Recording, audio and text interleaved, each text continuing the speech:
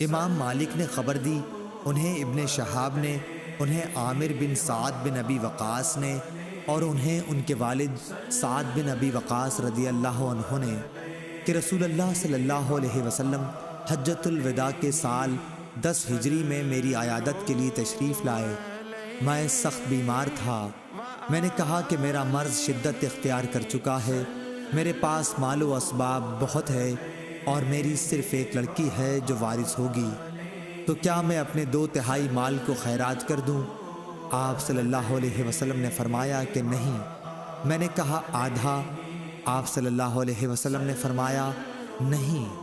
پھر آپ صلی اللہ علیہ وسلم نے فرمایا کہ 1/3 کر دو، اور یہ بھی بڑی خیرات ہے یا بہت خیرات ہے۔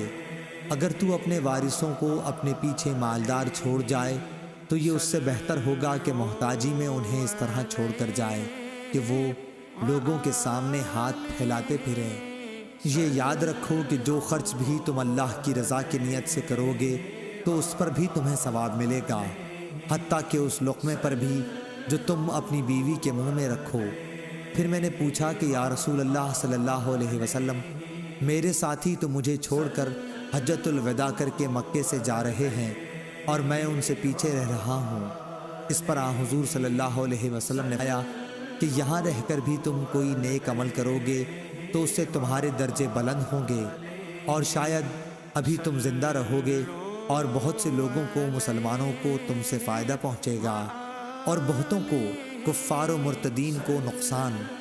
پھر آپ صلی اللہ علیہ وسلم نے دعا فرمائی، اے اللہ میرے ساتھیوں کو ہجرت پر استقلال عطا فرما اور ان کے قدم پیچھے کی طرف نہ لوٹا۔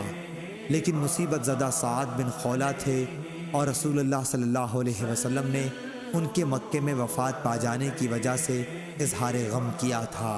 صحیح بخاری حدیث نمبر 1295۔